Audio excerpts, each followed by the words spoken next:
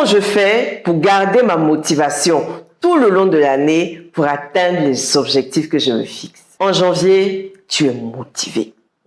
En mars, tu commences à être fatigué. Et en juin, tu as tout laissé tomber. Moi, j'ai découvert une méthode, un système, une routine qui me permet justement de garder ma motivation tout le long de l'année et même au-delà. Et c'est ce que je vais te partager dans la vidéo d'aujourd'hui. Si tu me découvres au travers de cette vidéo, je suis coach Prisca, coach de vie certifié. Ma mission, c'est d'aider des personnes comme toi à mieux planifier et mieux organiser leur vie pour atteindre chacun de leurs objectifs. Alors, comment je fais pour garder ma motivation tout le long de l'année, même quand il y a des imprévus, même quand il y a la fatigue, même quand il y a les doutes qui s'invitent? La première chose que tu dois comprendre, avant que je ne t'énumère les points essentiels de cette routine, la première chose que tu dois d'abord comprendre, c'est que la motivation est temporaire. La motivation n'est pas quelque chose de fiable. Elle monte, elle descend et elle fluctue en fonction des circonstances que tu vas rencontrer tout le long de l'année. Si tu veux garder ta motivation pour atteindre tes objectifs, tu ne dois justement pas tout miser sur cette motivation parce qu'elle va finir par s'effriter à un moment ou à un autre. Si tu comptes uniquement sur la motivation pour atteindre tes objectifs, tu risques de ne pas construire quelque chose sur le long terme. Ce que je fais, c'est que je mets en place des systèmes et des routines qui prennent le relais quand je me sens fatigué ou démotivé. Le système que je vais te présenter, je l'ai énuméré en 6 points. Le premier point, c'est que j'ai pris le temps de faire un bilan annuel parce que ce ne sont pas les expériences qui changent ta vie. Ce sont les leçons que tu tires de tes expériences qui changent ta vie. Quelles sont les leçons que tu as tiré de 2024? Est-ce que tu as pris le temps d'énumérer ou d'évaluer tes réussites, d'évaluer tes échecs, de tirer des leçons de toutes ces choses de telle sorte que tu ne puisses pas répéter les mêmes erreurs en 2025 et de telle sorte que tu puisses savoir quels ont été tes facteurs de succès en 2024 que tu vas reproduire en 2025? Si tu n'as pas pris le temps de faire un vrai bilan annuel, je t'invite à faire maintenant un bilan du premier semestre 2025 et j'ai rattaché à cette vidéo justement un outil gratuit qui va te permettre de faire un vrai bilan efficace. Clique sur le lien pour le télécharger. La deuxième chose, vu que j'ai fait un vrai bilan annuel, alors mes objectifs étaient clairs. J'avais une vision claire de mon année 2025. Je savais pourquoi je devais atteindre les objectifs que je me suis fixés. Je sais que ce ne sont pas des objectifs qui sont tirés par les cheveux. Ce sont des objectifs qui sont issus d'une analyse véritable de mon année 2024. Vu que je sais pourquoi je veux atteindre ces objectifs, je trouve l'énergie pour continuer même quand c'est dur. Chez Prisca, on dit quand tu ne connais pas ton pourquoi, ton comment devient compliqué. En troisième point, j'ai fractionné mon année en cycles. Je me suis défini un certain nombre d'objectifs. Je me suis défini 8 objectifs à peu près. Dans ces 8 objectifs, attends que j'explique. Dans ces 8 objectifs, il y a 4 que je dois absolument atteindre en 2025. Il y a 2 que je dois atteindre si j'ai le temps. Et il y a 2 qui sont susceptibles d'être reportés à l'année 2026. Effectivement, ces deux objectifs-là,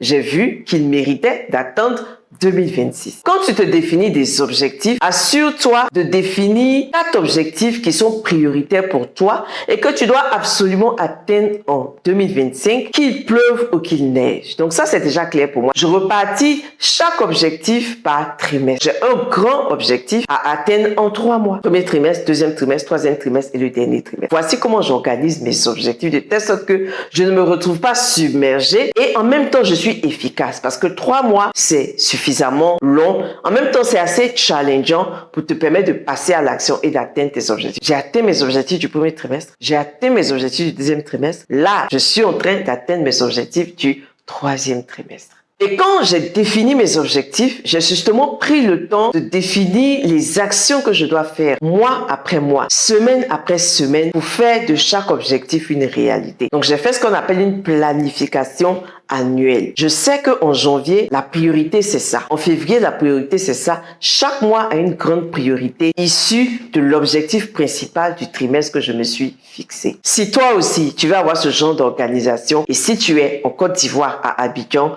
je t'invite le samedi 5 juillet à une conférence que j'organise pour t'aider à rafraîchir tes objectifs 2025. On aura l'occasion de rentrer en détail dans tous ces points que je développe dans la vidéo d'aujourd'hui. Je t'ai mis également le lien de la conférence en dessous de cette vidéo. Après avoir bien défini, bien planifié mon année, en 4e point, j'ai installé des routines motivantes. Parce que la régularité, c'est ce qui va remplacer la motivation. J'ai créé des routines. J'ai une routine du matin qui m'aide à démarrer la journée du bon pied. Et dans cette routine-là, il y a de la visualisation, il y a un temps de prière, un temps d'affirmation positive et surtout un temps de revue de mes objectifs. Je révise mes objectifs tous les jours. Je n'attends pas la fin de l'année pour sauter dans mes blocs-notes et tout ça. Non, je révise, je lis, je regarde mes objectifs tous les jours. Le fait de les regarder, de les reviser, de les relire, de les ajuster en permanence me permet justement de garder la motivation tout le long de l'année parce que je suis en contact permanent avec mes objectifs. Je les vois grâce à mon Life Planner,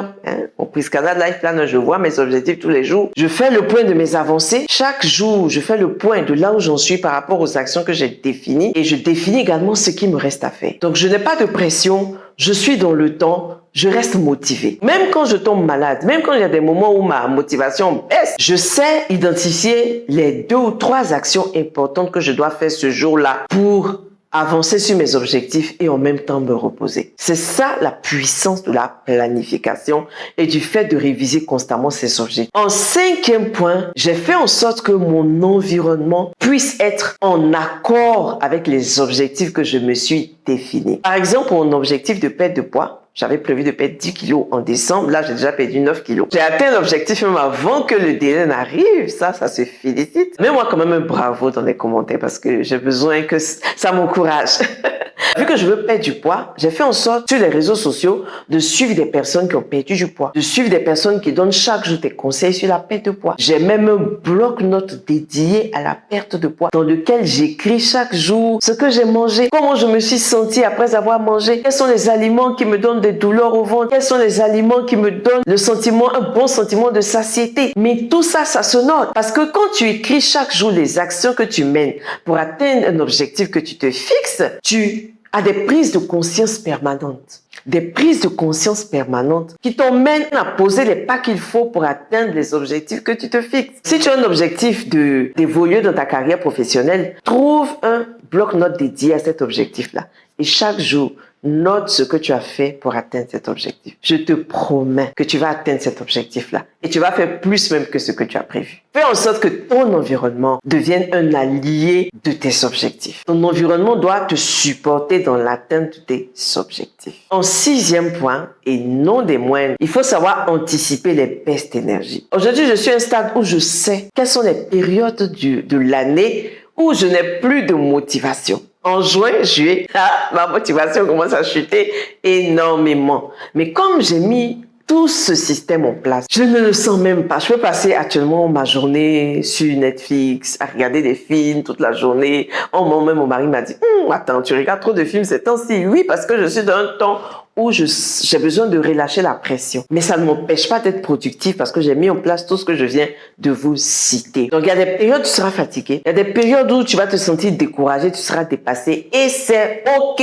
Tu ne peux pas planifier une année en te disant que tu n'auras pas d'imprévu, tu n'auras pas de moment de fatigue. C'est-à-dire, de toute façon, tu t'es senti le 1er janvier. C'est comme ça que tu vas te sentir jusqu'en décembre. C'est faux. Dans ta planification, tu dois prévoir des imprévus. Tu dois prévoir des temps où tu n'auras pas assez d'énergie. Quand je sens que je suis dans une période où je n'ai pas assez d'énergie, je mets des actions qui me demandent pas beaucoup d'énergie. Ce qui fait que je garde ma motivation, c'est que je vais ajuster mes objectifs, les actions à faire pour atteindre mes objectifs à mon niveau d'énergie. J'ajuste en permanence. Et dans cette optique d'ajustement, il y a une routine aussi que je me suis définie. C'est une routine en 4 phases. J'aurai l'occasion de faire une autre vidéo. Si tu veux que je fasse une vidéo sur cette routine-là, mets-moi routine en commentaire. Cette routine, c'est quoi? C'est que j'ai des actions que j'ai planifiées pour les périodes de haute performance. J'ai des actions que j'ai planifiées pour des moments où j'ai une énergie, on va dire normale. Et j'ai des actions que j'ai planifiées quand la fatigue et la paresse commencent à s'installer. Et j'ai des actions que j'ai planifiées pour des périodes où tout va mal. Donc, en fonction de là où je suis, en fonction de comment je me sens dans l'année, je pioche dans les différentes routines adaptées et je garde ma motivation. Les imprévus peuvent me ralentir, mais ils ne m'arrêtent pas. Les imprévus peuvent te ralentir, mais ils ne doivent pas t'arrêter. Ce qui compte, ce n'est pas d'être parfait, mais c'est de continuer à avancer même quand on fait des petits pas. Et ça, c'est quelque chose que tu dois comprendre parce que vous êtes nombreux à être des perfectionnistes et à lâcher les choses quand ça ne va pas dans le sens que vous avez planifié. Non, le plus important, c'est le mouvement. C'est le mouvement qui est important. C'est pas la vitesse, c'est le mouvement. Voilà ce que je voulais partager dans la vidéo d'aujourd'hui avec toi. Je ne suis pas toujours motivée à 100%, mais je sais garder un bon rythme qui me permet d'atteindre mes objectifs et qui me permet de rester engagée, même quand il y a des imprévus, même quand il y a la maladie, même quand il y a la fatigue. Je ne compte plus aussi sur mon énergie de début d'année parce que je mets en place un plan clair, un cadre clair, une vision forte et des routines qui me portent tout le long de l'année. Toi aussi, tu peux le faire. N'oublie pas de télécharger l'outil que j'ai mis en dessous de cette vidéo et de t'inscrire à la conférence si tu es à Abidjan, en Côte d'Ivoire. Abonne-toi pour ne pas manquer mes prochaines vidéos et dis-moi dans les commentaires quelle est la plus grosse difficulté que tu rencontres pour atteindre tes objectifs annuels. D'ici la prochaine vidéo, prends soin de toi.